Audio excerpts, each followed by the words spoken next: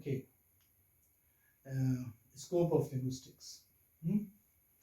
Uh, After having discussed uh, the definition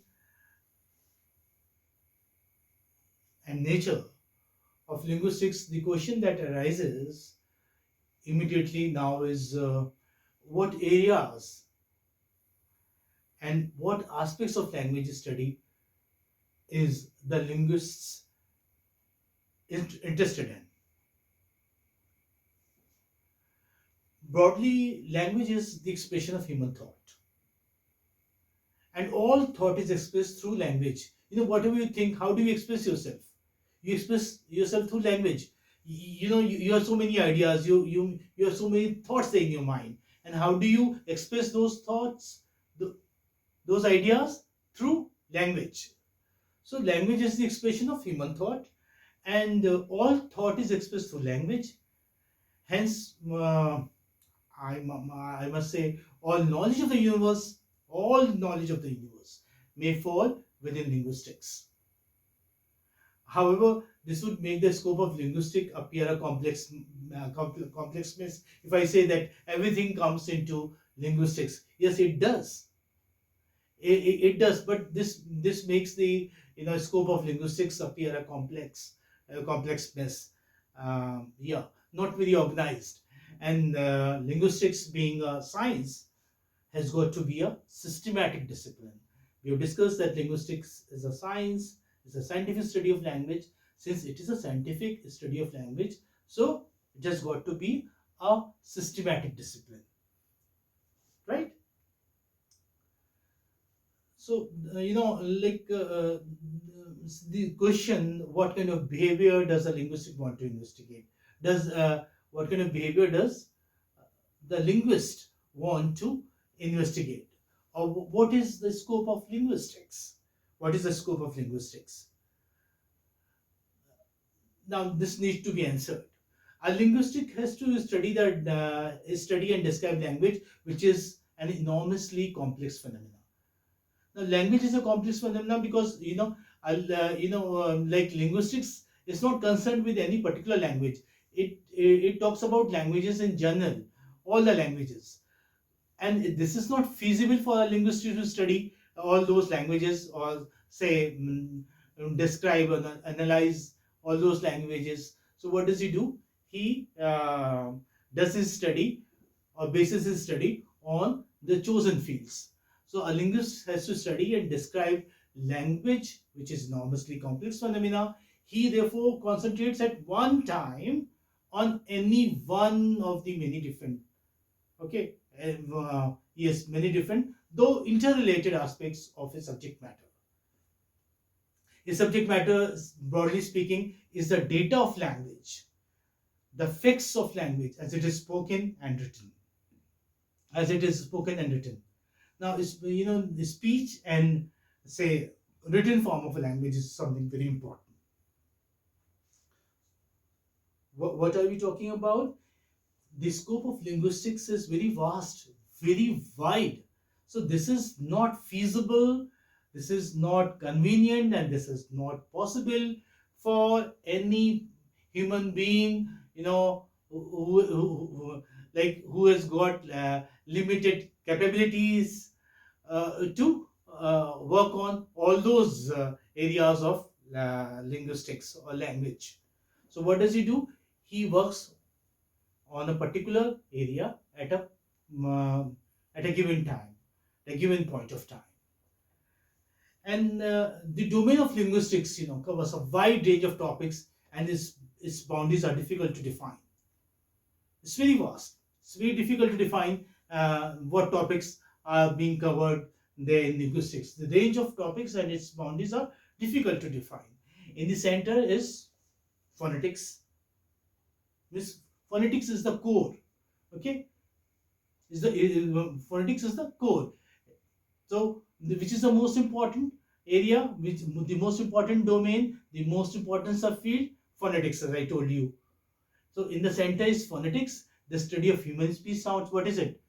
Phonetics is the study of human speech sounds in general, and phonology is in particular of speech sounds. of a particular language. So a phonetician is concerned with the actual speech sounds, the raw material out of which language is made. How is language made?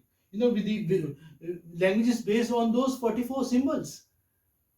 Okay, those 44 symbols or those 44 phonemes, IPS symbols, they cover the entire, languages. Entire languages can be analyzed as far as pronunciation is concerned. They can be transcribed through those symbols. All the words, all the utterances can be transcribed through those 44 phonemic symbols. So a phonetician is concerned with the actual physical sounds, the raw material out of which language is made. He studies the position of the tongue, teeth, and vocal cords during the production of sounds, and records and analyzes sound waves. See, again, I would just go back to this picture. These are, this is a picture depicting organs of speech, and this is this is something very important for a phonetician to understand, and he works on it. He tells you like what sounds are produced through oral tract and what are produced through the nasal tract. This is what. So the domain, as far as domain is concerned, domain or subfield is one and the same thing. Scope of linguistics. Under that domain, you have all those six fields that we were talking about. What were they? Phonetics, phonology, morphology, syntax, semantics, and pragmatics. All those would cover under the domain. So I was talking about phonetician is concerned with the production of speech sounds. How sounds are produced. He studies, say, the position of the tongue, blade of the tongue. He tells you like which part of the tongue is the helps in articulating a particular phoneme. Remember those? Do not forget them, please. Okay, because all these things are interrelated. That is why I have not removed the picture, so that like I was talking about bilabial. In bilabial, the two lips are the primary articulators.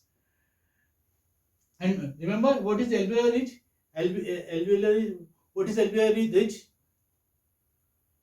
The palate. The palate. Which palate? The soft palate. Okay, or the hard palate. The hard palate. Yes. Alveolar ridge is something which is just behind the teeth, okay, or just above the teeth. Do not forget here. So he's concerned, a phonetician is concerned with these organs of speech. He tells you how different sounds are produced. Okay, as I was telling you, he studies the position of the tongue, teeth, and vocal cords during the production of sounds, and records and analyzes those sound waves. Phonology, sound patterning. Okay, grammar and semantics. What does semantics mean? Meaning.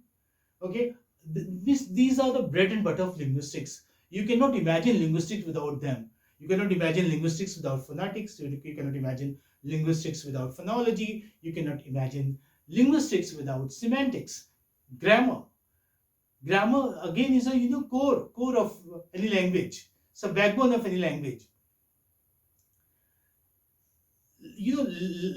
Like if you do not have grammatical rules, if you do not have parts of speech, then the structure of language would fall, it would collapse. So you cannot imagine a language without grammar. These are the bread and butter, the core. They are the core of linguistics. Around the central core, I mean phonetics, phonology, semantics, syntax, pragmatics, and all. Around this central core are the various branches of linguistics, which are being rapidly developed at the present time. I shall be telling you these branches and you have one branch there in your syllabus also. And that is very interesting. Social linguistics, for example, we have in our syllabus. These are the various branches. I'm just writing them down here so that just the major ones I'll be writing. Sociolinguistics, like dialect, idiolect, isoglass, all these, or pigeon, register, they all fall under sociolinguistics. This is you may say society plus linguistics is sociolinguistics. How people communicate in a given area at a given point of time. This you study under sociolinguistics. So sociolinguistics we have in our course. Like, what is pigeon, for example? This is a new word for you, I think.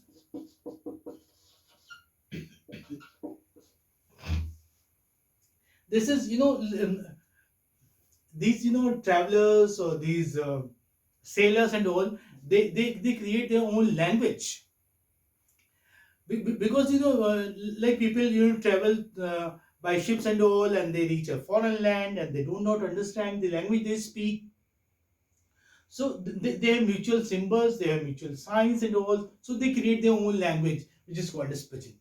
This is very interesting. So this is a very, very interesting and very important branch of linguistics. So you have social linguistics. You have this again very interesting. Next one, psycho. This is psychology plus linguistics. The way you speak, your body gestures.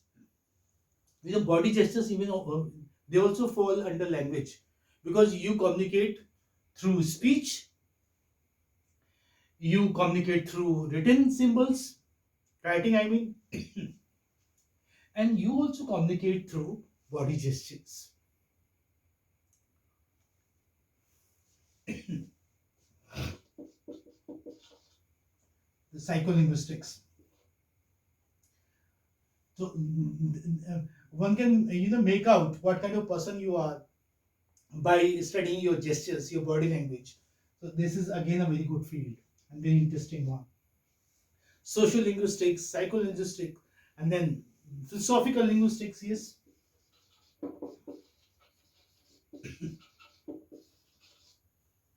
And you have even mathematical linguistics.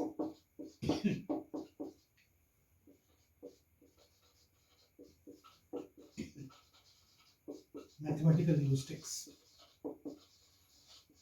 We are talking about the domain, the scope. Linguistics. Yes. So social linguistics, psycho, philosophical, even anthropological linguistics you have. Anthropological.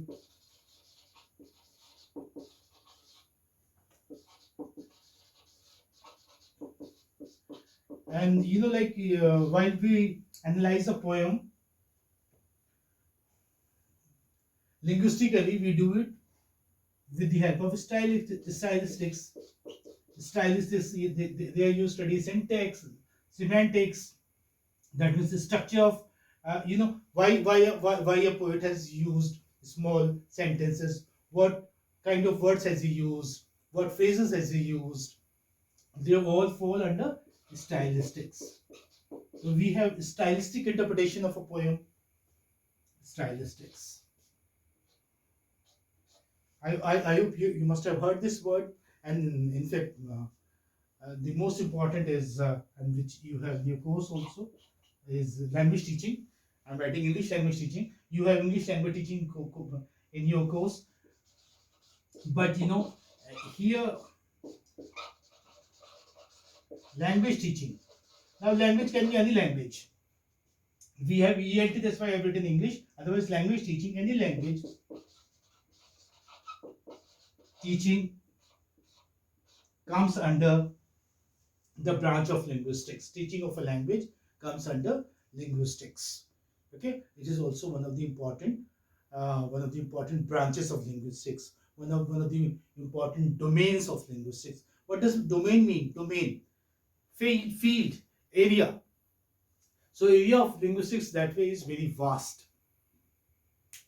They all fall under the domain of linguistics. Is it okay? So we have discussed nature.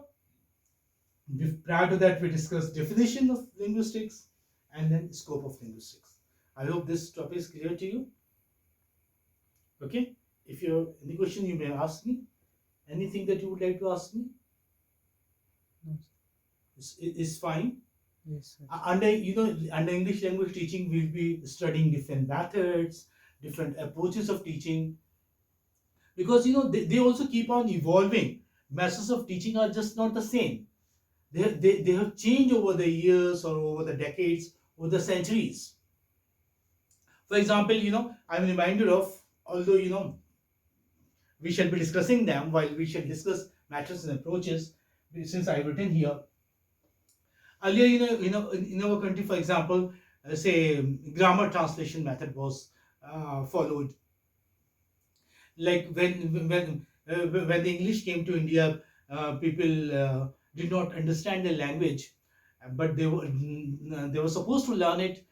As earlier when they started learning it, so they were translating each and every word into their own mother tongue.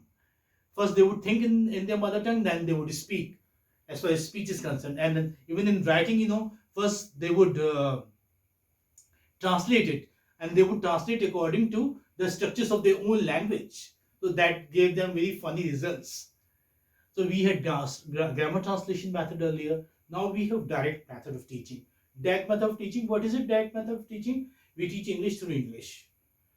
Like, we do not take help of the mother tongue. Although it's not bad. Wherever you require, wherever you like think that mother tongue might help you in teaching L2, in teaching the foreign language, then you might take help. And that approach, when you mix two languages, that is called as bilingual method or bilingual approach of language teaching. So there are different different approaches, different methods of language teaching, which we shall discuss later on. So is this fine for today? Thank you.